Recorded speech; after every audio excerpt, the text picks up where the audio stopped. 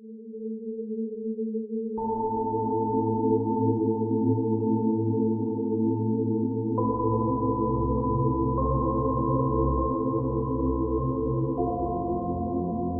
sinto que a minha família evitava falar sobre a questão racial, porque esse assunto, de alguma forma, trazia um certo sofrimento e até dor. Isso é compreensível para as 3 gerações de mulheres ao meu redor: minha bisavó, minha avó e minha mãe. Há 30, 40 anos atrás, as referências positivas de ser negro quase não existiam. Apesar de não ser fácil, hoje eu percebo que uma forma de lidar com esses preconceitos é falar sobre eles desde cedo.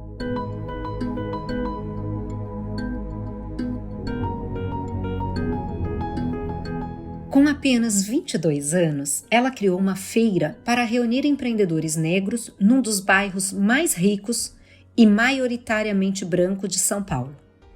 Naquele momento, ela nem imaginava que tal mobilização iniciaria o maior evento de cultura negra na América Latina, a Feira Preta. Adriana Barbosa é uma empreendedora, sonhadora e, acima de tudo, fazedora. Reconhecida mundialmente por seu trabalho e impacto na sociedade, a menina de Barretos mostra para nós e para o mundo como podemos ser ferramenta de mudança no contexto que estamos inseridos, mesmo com tantas adversidades. Conheça a história de força, inteligência, perseverança de Adriana Barbosa. Ouça, no final do episódio, as reflexões da neurocientista Cláudia Feitosa Santana para te ajudar a se conectar com a história e com você mesmo. Eu sou Geise Diniz e esse é o podcast Plenai. Ouça e reconecte-se. Eu cresci em uma família de matriarcado. Fui educada por bisavó, por avó, por mãe, e eu sou a 4ª geração. Minha filha é a 5ª geração. Pensa numa família só de mulheres. A Regina, minha mãe, me teve muito cedo, aos 20 anos de idade. Meu pai nem chegou a me registrar no cartório, mas as lembranças que eu tenho dele nos meus primeiros anos de vida são esporádicas, mas com memórias bastante afetivas. Um presente de aniversário, algumas visitas, nada muito contínuo. Na verdade, quem ia me buscar na escola ou participar das reuniões era minha mãe ou até a minha avó, a Dona Idê. A minha avó nasceu em Barretos, no interior de São Paulo. Se mudou para a capital junto com a minha bisa, a Dona Maria Luísa, em busca de uma vida melhor. As duas foram morar num cortiço no bairro da Bela Vista, a região conhecida por Saracura. Para pagar as contas, elas trabalhavam como empregadas domésticas, uma profissão que até hoje é muito comum entre as mulheres negras. A liberdade é muito recente para a população preta. Minha tataravó, Dona Teodora, essa pegou o tempo da escravidão na cidade de Barretos.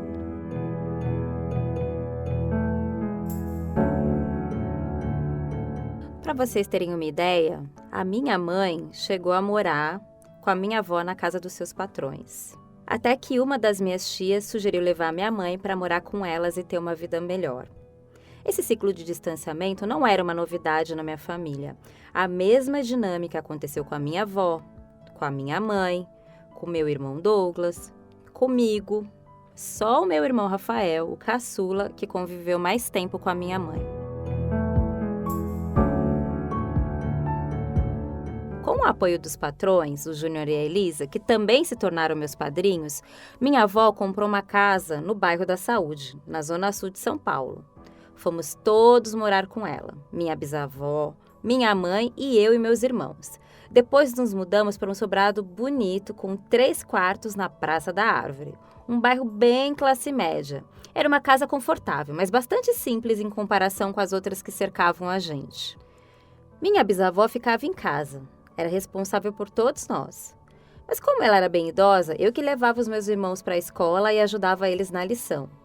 Enquanto eu equilibrava esses pratinhos, tinha que lidar com todo o fato de ser uma criança negra, crescendo em um bairro onde a maioria era branca. Apesar de não ser um bairro periférico, eu me sentia à margem o tempo todo.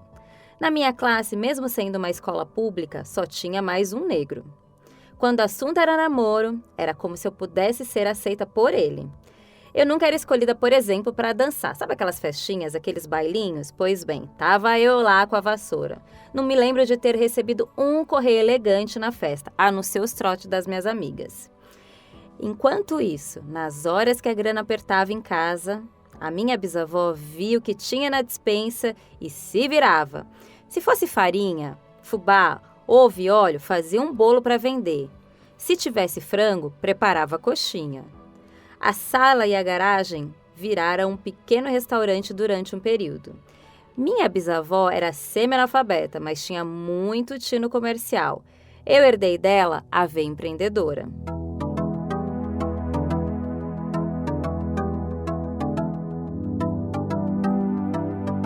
Minha família, tanto materna quanto paterna, nunca foi militante. A gente não falava de racismo ou coisa do tipo. Eu não vim de um ambiente com letramento racial. O foco era sobreviver da melhor forma possível. Foi na escola que eu me descobri preta, quando os colegas de classe se referiam a mim como aquela garota negra. Sim, eu me descobri negra pelo apontamento do outro. A minha timidez crônica e a minha sensação de pertencimento não me fizeram recuar quando chegou a minha vez de enfrentar o mundo. O meu lema sempre foi: tá com medo, vai com medo mesmo. Trabalhar era um movimento natural para mim. Eu não lembro de nenhum momento sequer em que as mulheres ao meu redor não trabalhassem. Eu usei a capacidade intelectual que as minhas antepassadas haviam transmitido a mim como uma herança, a habilidade de transformar escassez em abundância. Eu comecei a trabalhar aos 15 anos em uma fabriqueta de fundo de quintal que fazia biscuit, pintando peças de artesanato. Também fui vendedora de roupa e lingerie, até conseguir um emprego na Rádio Gazeta. Naquela época, nos anos 90, as emissoras incentivavam seus ouvintes a irem até um lugar específico para ganhar um adesivo. Eu era aquela pessoa que colava adesivo no carro. E o locutor sempre dizia ao vivo: passa lá que a Criolinda está adesivando os carros. No começo, confesso, isso me incomodava a forma como ele me chamava. Mas depois eu entendi a origem dessa expressão e passei a não esquentar mais a cabeça. Eu sei que o tom pode parecer um pouco estranho, mas eu escolhi não discutir. Até porque eu já sabia que a resposta seria algo como: mas eu estou te elogiando. Afinal, tu é uma crioula linda. O melhor desse período foi conhecer outras meninas negras que trabalhavam na emissora. Eram meninas pretas como eu, como a Zeila e a Bombom. Na passagem da adolescência para a vida adulta, elas e outras amigas foram essenciais para mim. Afinal, eram mulheres impulsionando outras mulheres. Esse também foi o período que eu comecei a curtir as baladas blacks. Eu me tornei frequentadora dos bailes de casa como Blém Blém, Mood, Balafon, Somebody Love, Clube da Cidade, Radial. A cultura foi a porta de entrada para que eu compreendesse melhor o que significava ser uma mulher preta. E como acontece com muitos de nós no Brasil, as minhas referências norte-americanas eram fortes. Eu conheci a história dos Panteras Negras, a vida do Malcolm X e os filmes críticos do cineasta Spike Lee. Comecei a frequentar reuniões do movimento negro organizado. No começo fui até radical. Eu só falava e pensava na cultura preta. Virou uma espécie de obsessão, mas precisava ser assim. Era o tempo do videocassete e tinha uma locadora bem na frente da minha casa. Quando a minha avó me via chegando, dizia: lá vem a Adriana de novo com esses filmes de preto. A música era outra aliada. Eu ouvia muito rap, R&B, soul music. Escutar Run DMC, Wu-Tang Clan e Public Enemy fazia com que eu me sentisse parte de algo maior. Todo esse contexto me ajudou a entender a luta pelos direitos civis da população negra nos Estados Unidos. Me deu também pistas de como isso se reproduzia por aqui. Foi nessa época que eu me aproximei do meu pai. Ele e toda a minha família paterna é de sambistas. Meu pai é um dos fundadores do grupo Mé Maior. E ele ajudou a construir a comunidade do Samba da Laje, uma das mais tradicionais do samba paulista. A reaproximação com meu pai marcou também a minha aproximação com a cultura afro-brasileira. O meu desejo de enfrentar limites me levou a pedir demissão da Gazeta. Eu acabei indo trabalhar na gravadora Trama, como parte da equipe do Tadeu Negreiros, um dos poucos negros que ocupavam cargos de liderança numa grande gravadora. Eu fiquei perto de artistas que eu amava, como Cláudio Zoli, Leci Brandão, Jairzinho, Wilson Simoninha e a Luciana Mello. Aquilo para mim não era um trabalho, era a realização de um sonho que ajudava a fortalecer a minha própria autoestima. Só que depois de 2 anos, eu fui demitida e fiquei sem o meu sonho.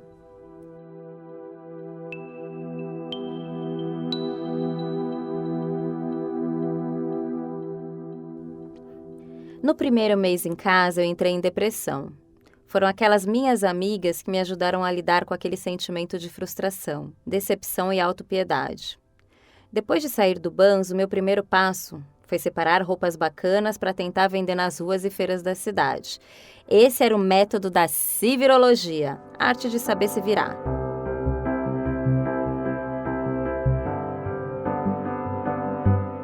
Minha parceira de civirologia era Deise Moisés, que vendia pastel na feira.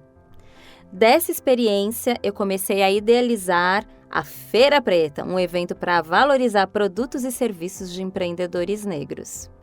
A primeira edição da Feira Preta aconteceu em 2002. Eu tinha só 22 anos. A Deise e eu escolhemos a Praça Benedito Calixto em Pinheiros, por ser um lugar aberto, bonito e acessível. Já tinha ali uma cena de feiras e mercados alternativos. Além disso, muitos jovens negros frequentavam o bairro para ouvir música. Tinha também os negros da cadeia de produção das baladas, como os DJs, hostess, gente que trabalhava em bilheteria, chapelaria, técnico de som e de luz.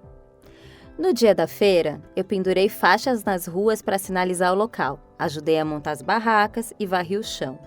Junto comigo estavam minha avó, meu avô, minha mãe, meus irmãos. Eu tinha medo que ninguém aparecesse e fiquei plantada em pé na esquina da rua Teodoro Sampaio, olhando em direção à saída do metrô Clínicas.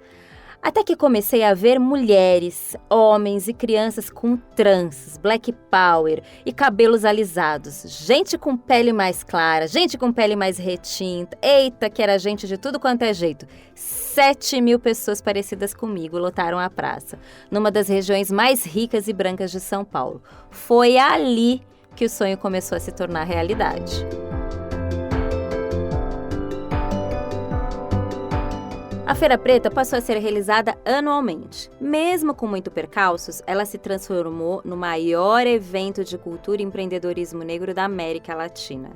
Tem de tudo um pouco, de venda de roupas, acessórios, artesanatos, música, bate-papo, palestra, brinquedoteca, espaço, saúde e bem-estar. Eita, que é muita coisa!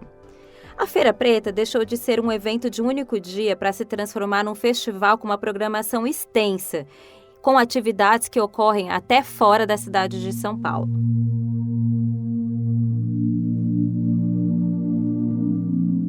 Hoje eu vivo de propósito. Pode até soar estranho isso que eu estou falando, mas é no sentido de trabalhar com aquilo que eu acredito e ser remunerada para isso. A maioria das pessoas no Brasil não tem essa oportunidade. O meu propósito hoje é trazer equidade e processos mais equânimes para a população negra no Brasil. Nos últimos 30 anos, a gente avançou, mas ainda tem muito para avançar. À medida que a população negra ascende, mais o racismo aparece. Com tudo que eu já fiz, se eu tivesse condições mais favoráveis, eu hoje seria rica. Mas eu sou uma mulher negra. E mulher negra no Brasil está na base da pirâmide social e econômica. As mulheres negras são as que mais estudam, as que mais estão dentro do mercado de trabalho informal, as que mais empreendem, mas ainda estão na base da pirâmide. Por quê? Eu sempre me faço essa pergunta, por quê? Por que ainda tem tanta diferença se nós contribuímos tanto para o desenvolvimento desse país? Em 2021, a Feira Preta chegou na sua 19ª edição. A menina que eu fui não vislumbrava ser a mulher à frente de um empreendimento social que já recebeu mais de 200.000 pessoas. Mas ela é. O impacto da feira é muito maior do que esperado por mim e pela minha parceira em 2002. E aí é que está. Tem coisas que simplesmente precisam existir. Eu me vejo como uma interlocutora, uma fazedora. Alguém que, com o tempo, a coragem e muitos tombos, topou desbravar um campo frutífero ao lado de outras pessoas. Quem me vê hoje não enxerga todas as mulheres que vieram antes de mim e sustentaram a minha caminhada até aqui. Eu chamava a minha avó de sócia, porque a aposentadoria dela foi a grande financiadora da Feira Preta no início. A minha avó me ajudava até pagar a passagem de ônibus. A minha mãe, eita, que essa pagou muita coisa também. A forma como tomo decisões, como insisto naquilo em que acredito, como crio ou até como busco soluções e até mesmo a minha mania de ser forte o tempo todo, tudo isso é herança. E por acreditar nesse legado, tenho trabalhado para transformar a sobrevivência negra em uma vida cada vez mais livre e realizada. Chega de sobreviver e lutar, eu quero mesmo é ser feliz.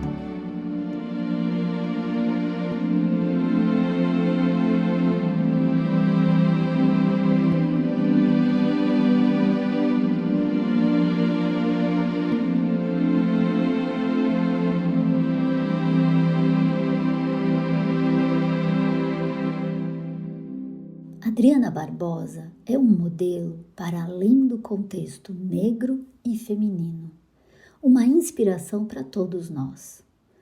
Ela continua uma história que provavelmente começou muito antes de sua tataravó escravizada. Sua herança é a habilidade de transformar escassez em abundância. Como ela, também podemos impactar o nosso contexto. Já que somos uma criatura criada por nós mesmos, o contexto é fundamental nessa construção. Você participa ou já pensou em participar, ajudando a transformar o preconceito em pertencimento, a sobrevivência em liberdade e assim por diante? Nós nos fortalecemos em grupos mais diversos, pois somos muito mais inteligentes no coletivo e assim podemos melhorar nossa cultura, a cola que nos conecta uns aos outros, portanto, esculpindo a nossa humanidade.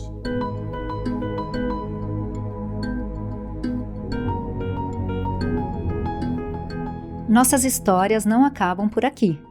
Confira mais dos nossos conteúdos em plenai.com e em nosso perfil no Instagram, @portalplenai.